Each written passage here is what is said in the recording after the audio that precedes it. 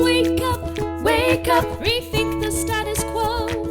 When you get your money right, then you're the one who runs your life. Come build a wealthy spirit with Sammie and Michelle. Are you fighting with your coworkers? Are you noticing that you just get angry randomly? You're unhappy? You are feeling discontent?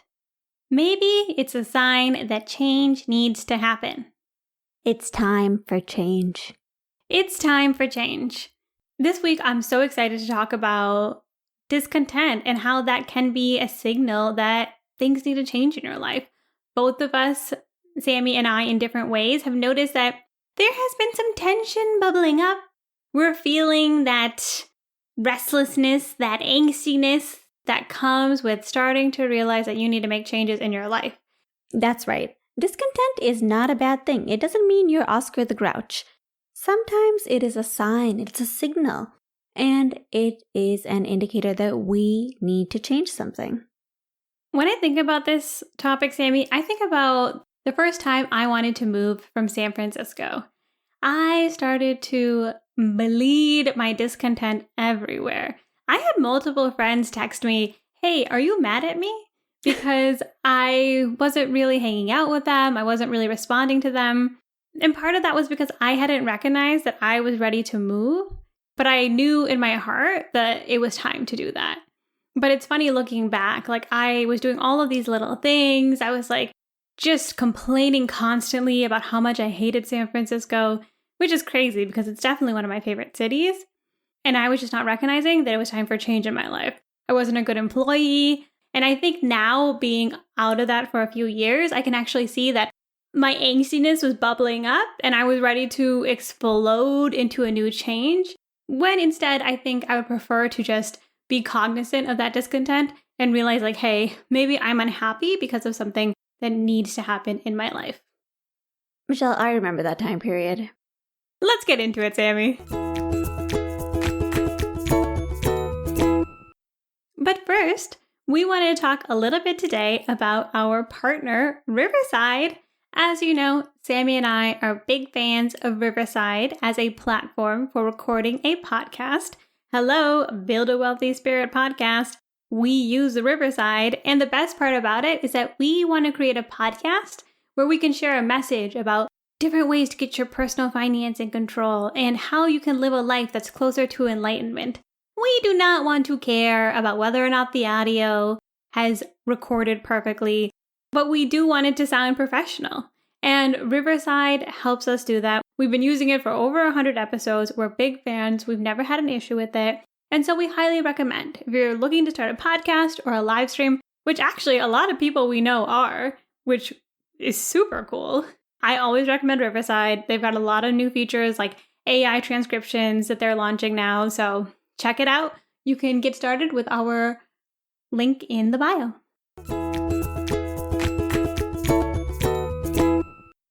Back to today's topic. We're talking about the journey from discontent to your highest excitement. Ooh, yeah. And Sammie, we're talking about discontent and we're talking about being in alignment and finding the thing that gets you excited, which is why we had to bring in Ken Honda's piece, 8 Steps to Happiness and Prosperity. It is this wonderful piece of work that he has put together that really focuses on different ways to move from discontent to content, but also to move from to your highest excitement, which we're going to talk more about throughout this episode. We're just big Ken Honda fans. We love Happy Money. We love his interviews, and a lot of his philosophies are ones that we've actually applied to our own beliefs around money and work. The first part of moving from discontent to your highest excitement is recognizing the discontent to begin with. When we're feeling discontent about our situation, sometimes we don't recognize that we have a problem with the situation first. Sometimes we recognize that we may be doing some things that are a little bit harmful. For example, we may be attacking the people around us. Oh, yeah, Sammie. Remember a few months ago when I was starting to realize, but not realize, that I'm ready to move out of our small town? I know, shocking, that I would leave this beautiful desert oasis. But I started to attack Sammie sometimes out of nowhere. I remember one time Literally out of nowhere. I was on the phone with my cousin Julie. Sammie pops in, and all of a sudden, I start complaining about our town. I say things like, you can't drink the water here, and there is no airport for 2 hours. All true, in fairness. True. But Sammie was shocked. She was just doing a lot of complaining, and I didn't know that she was this upset about it. And she was acting like I was holding her hostage here. I'm like, listen, you're free to go. Okay, I thought you were happy here. And I realized that I was actually ready to leave. And it had nothing to do with being upset about the town. I am like that quote where they say, a shark in a 6-inch cage will grow 6 inches, but in the ocean will grow 6 feet. That's me. I actually stepped back and I recognized, like, hey, there's a season of my life that was meant to be in this small town that I'm lashing out to Sammie, not because of anything she did or the fact that she's right, she's not trapping me here. I was just not recognizing that I was ready to move on to the next step, which was moving out and moving to a bigger city. And I also realized that I was really scared about that. You know, living in a small town is low cost of living. I was like, I'm going to have to pay for like a 1-bedroom in a mid-sized city. Like, what does that even look like? And I didn't want to deal with those problems. But when I was starting to attack Sammie and bring up in multiple conversations how much I hated the town and realizing that wasn't really the problem, I was like, oh, I might not be satisfied with my current life right now. Another sign of discontent is an increase in numbing behaviors. Maybe you're eating more sugar. Maybe you're drinking more alcohol. Maybe you're watching more Facebook short videos about 90 Day Fiancé. Oddly specific. I have been starting to realize that I probably can't continue with my job forever because I'm working all the time. But before realizing this, instead I would come home from work, I would know that it's time to get my charts done, and instead of doing the charts, I would open up Facebook, which, as you know from our digital minimalism episode, my newsfeed has nothing interesting to show me. And so I'd go to the video section and I would watch 90 Day Fiancé clips. The worst is she was trying to get me to watch them, and I'm not trying to numb myself, so that stuff is just bad TV. Yes. But what was really going on is I was trying to avoid doing more work because I was sick of doing work. I'm like, I'm working at work, now I'm working at home, and I'm sick of it. And that's why I was trying to numb myself. It's so true, Sammie. Leaning into things like social media, television, drinking, drugs, it really depends on the type of person you are and what your indulgence is. You might be doing that to avoid the fact that you are not happy in your life. Maybe you're in a relationship or a job or a location where you're not happy, and instead of recognizing that, you are subconsciously taking in things that will turn your brain off. And so it's good to recognize that. You might not be content right now. Another sign that you might actually be discontent is you may have a martyr complex or a sense of entitlement. This is so common in my field of medicine. People are always being martyrs. Oh, of course, I would love to take a week off, but who's going to see the patients? Or, oh, of course, I'd love to leave this town, but who's going to take care of all these people? It's like they think they can't be replaced. It's like, don't make up excuses, okay? These people will find a way. But you do not have to give up your whole life and be all sacrificial lamb just to not acknowledge to yourself that things need to change. It's true, Sammie. Even when I wanted to move, I was thinking to myself, oh, I'm so kind. Living here with my sister in this snowbird, desert, middle of nowhere town. This is true, people. She did say this. I was not trapping you. This is a wonderful place, and you chose to live here. I did choose to come with Sammie, and it's been actually great. Like, I'm much more sane about it now. Very grateful for this season of my life. But I think you can start to recognize that there's a problem when you start to say things like, I'm doing this for you. I can't believe you don't appreciate me. I'm going to take this box of highlighters because You're welcome. I'm here every single day. Okay, I'm not gonna lie to you. I do take more office supplies the more unhappy I am. I'm like that guy from Office Space with the stapler. Like, all of a sudden, pens are missing, paper clips are missing. Like, and now that I don't work in a corporate environment, I'm like, that's not a big deal, but like a little bit crazy. It's like, don't steal the office supplies. Get another job. Find another way to live. Take a sabbatical. You don't even need all those paper clips. So after you recognize that you may be in a state of discontent, You see yourself doing all these freak show behaviors, and you take a moment to self-reflect and say, okay, maybe I am in a state of discontent. Then you have to recognize why you are feeling discontent. Sometimes that's easy to do, and sometimes it is not easy at all. you'd be surprised at how resistant I can be to this type of realization. One thing I like is actually going for the 5 whys strategy. So asking myself, why? Or if you have someone you're close to, they can do this for you. So for me, it was, why am I complaining to Sammie about all the problems of this town? Why 1? This town does have a lot of problems. Why 2?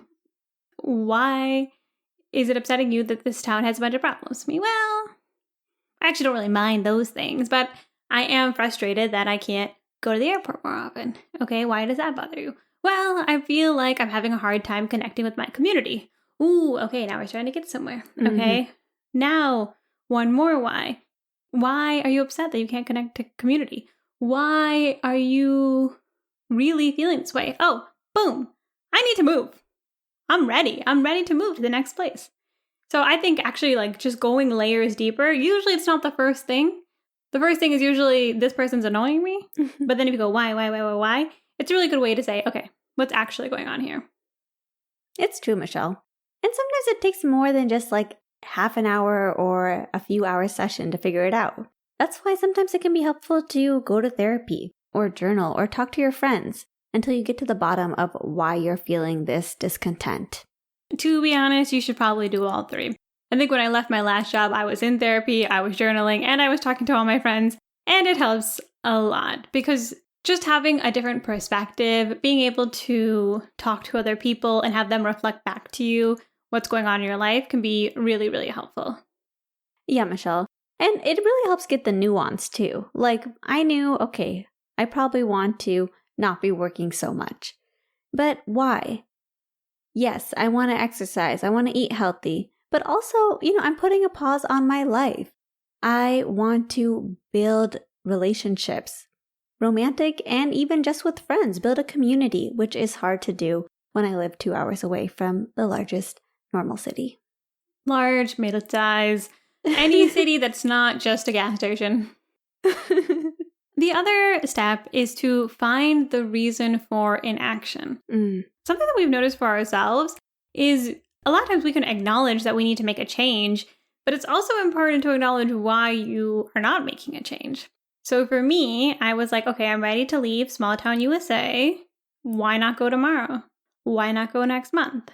And that was really helpful for me because I was like, okay, do I need more money? Do I need to save up money? Do I need to think about what I'm going to do for healthcare? Do I want to wait until my parents move? Once I started to actually look at my reasons for inaction, I started to get a clearer idea of what was actually going on. For me, I did realize that part of it was money. Like I was like, okay, I want to make sure that I'm financially stable if I'm going to go and move somewhere by myself. And at that time, Sammie didn't want to move either. So I was like, okay, if I'm moving, I'm going to go alone somewhere. But then it was other things too, actually. I was taking on different job opportunities. I was going to travel back and forth coast 4 times in the same month. And all of a sudden I was like, okay, actually, I don't want to move next month. I want some of these things to settle down. And then I can actually make this transition in my life in a time when I have the mental space to do it. And that actually made me feel way better. When I think about my situation, Michelle, I know that I want to work less. But I have student loans, which will be forgiven in April 2025 if I keep working the way I do. So for me, the inaction was because I figured I'll just wait till my student loans are forgiven and then I can do whatever I want. Sounds like a good plan. Was this a real hurdle? Yes. But the discontent continued. And it turns out the hurdle, which I thought was a hurdle, was not as hurdly as it seemed. Not so hurdly. Because I can just take a few months here. Maybe my loan forgiveness will be extended by a few months. It's actually not the end of the world. It's not a huge deal. I realized I'm young. I'm not going to be young forever. And it's way easier to build relationships when you're younger rather than wait till you're older and everyone's busy and you can't build the relationships. It's so true, Sammie. Welcome to the world of sabbaticals. Take a little bit of pause out of your work. If it's something that you can afford to do or save for, that's an option. You don't necessarily have to leave the workforce forever, which I think is very daunting and can definitely inspire inaction. Yes. And it's still something that I'm working through. But what I'm seeing is some of these reasons for inaction are not as set in stone as they seemed initially. Exactly, Sammie. You know what it reminds me of? Action changes things. Which brings us to the next step of moving from discontent to your highest excitement. And that is our favorite thing on this podcast. And that is to make a plan. A man, a plan, Panama Canal. A man, a plan, a man, a plan, Canal, Panama. No, just Panama. A man, a plan. I know, it's just a man, a plan, Panama. A man, a plan, I think you need the L to come back. Anyway, the point is make a plan. Make a plan, yes. Making a plan is super helpful because, one, you make the plan and then you see how that plan makes you feel. Sometimes deciding this is going to happen, then on X day, I'm going to be doing this, and then I'll finally enact my plan for change. How do you feel about that plan? Do you feel elated, excited? Are you inspired? Are you like, yes, I'm moving forward with my life? Or are you like, no, no, no, no, no, no, no, no, no, no, no, no, no. Yikes-a-doodle. Yikes-a-doodle. Because that can tell you if you're moving in the right direction or not. When I finally started to make a plan for moving, I was like, you know what? At the end of this year, that's my time to leave. That's a perfect time to do it. I'm going to be done with travel. I'll have a little bit of time off to work on some of my creative projects. I can pack. I can find my new city. Bada bing, bada bang, bada boom. And I felt like 1,000 pounds were lifted off of my shoulder. Like, I realized that that was the right plan, one, for me. Like, it was the thing that I wanted to do in the time frame that I wanted to do it. And just recognizing that honestly made a huge difference. Have I attacked you recently, Sammie, for living in the small town? No, not at all. Actually, I enjoy the small town more now. Now that I know this is my last year, I'm in the sun, getting that hot 100-degree rays on my skin, working on my tan. With sunscreen on. God, should wear more sunscreen. I'm like, you know what? I'm not going to live in a sunny place like this in the future, so I'm going to enjoy it now. So I actually am now in the graduation effect, where I'm like, this is a beautiful town. I'm like saying hi to everybody in the grocery store. I'm doling out medical advice. I'm like, you know what? Just kidding. I'm not, but I could. These people are asking me. And for me, making a plan, being like, okay, I think I'm going to leave at X time, it also helped line up the little worries that were always floating through my brain. Okay, now I know I have to figure out healthcare. I have to figure out how much money do I have? I have to figure out all these logistical things that I can start taking action on. So instead of being discontent and attacking people around me or discontent and watching 90 Day Fiancé, now I have a plan and I know what actually needs to be done. I just want to say for 90% of people watching 90 Day Fiancé, you might need to take a look at your life. Just kidding. I don't know. It's not my thing. It's not your thing. You don't know anything about it, okay? This topic is really important to us. We really think that the most successful people, really happy, content, joyous people, are the ones that are living a life that is aligned with their highest excitement. And what do those people do? They often change their situation when they experience discontent. Quickly. Ken Honda, he points this out. the most successful people he knows act decisively. They don't think, oh, I'm angry, I'm attacking everybody, and then they just like wallow and don't look at what's going on. They're like, I'm discontent. What's going on here? Something needs to change. Change that thing. Michelle and I were talking about this on a recent drive out of our city. And we were discussing how the most successful people, they don't overthink it. They will literally just change their situation and move on to the next thing. They're not thinking, what will other people think about them? They're not worried about what's normal in society or maybe how much sunk cost has already gone into whatever they've done. If they're discontented, they move forward. It's so true, Sammie. You know, one thing I realized is that I consider the time between when you first start getting the symptoms of discontent to when you take action as your angsty period. I've gone through many of these angsty periods where I'm like starting to slowly become, honestly, not a great person. I'm attacking the people around me. I'm a worse, say, worker or friend, a worse denizen of my beautiful city that I'm in. A worse denizen of our own bodies. Oof, not taking care of ourselves. Letting calluses form on our feet that scrape our sister. She's talking about her feet on me, just to clarify. I don't want people to think that somebody who takes lotioning my feet very seriously. No, it's true. And the nice thing is I think that the more times you lean in and make these changes that you're called to, what I found for myself is that my angsty period goes down. So when I was in San Francisco and I knew I wanted to move the first time, it was like 2 years before I actually made any changes. And I do think I lost some friendships because of that. I do think I left and I didn't even want to say goodbye to anybody. I didn't really enjoy my last few weeks or months in San Francisco because I felt like I had to like really hate it to push myself out of it. But later in life, when I moved from Austin to San Francisco, when I moved from San Francisco to our small town, those changes happened sooner because I think I was more in tune with the fact that I was not happy and that something was not aligned anymore. And that I had a higher excitement to move towards. Our goal as Build a Wealthy Spirit people is to decrease that angsty time. As we grow, as we go on, we want that angsty time to become shorter and shorter because we recognize it. We know that discontent means that we need to move forward. We need to change something about our situation. Ken Honda makes a really great point where he says that you are not doing anybody any favors. Martyrs. Martyrinos. You're not doing anyone any favors. We're talking about you. You're tagging your friends, your family members. Your discontent is bleeding out. Ken Honda always says that when you do something as a martyr, you are not doing anyone any favors because there is somebody who wants to do that same thing that you despise as their highest excitement. And that person spreads joy to each person that they interact with.